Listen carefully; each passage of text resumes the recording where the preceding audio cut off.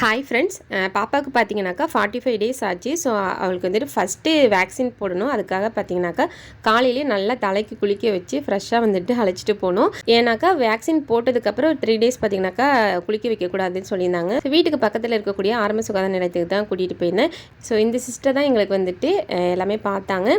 ரொம்ப soft character, சிரிச்சவங்கத்தோடயே தான் இருப்பாங்க. ஒரு நாளும் பார்த்தீங்கன்னாக்கா கோவமாக பேசினதே கிடையாது. ஸோ ஃபஸ்ட்டு வந்து பாப்பாவுக்கு 2 சொட்டு மருந்து கொடுத்தாங்க. அதுக்கப்புறம் பார்த்தீங்கன்னாக்கா கையில் ஒரு இன்ஜெக்ஷன் போட்டாங்க.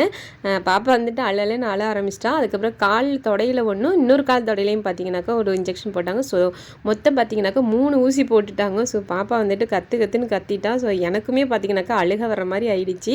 வேக்சின் போட்டதுனால ஃபீவர் வரும்னு சொல்லியிருந்தாங்க. ஸோ அதனால் பேராசிட்டமால் கொடுத்துருந்தாங்க.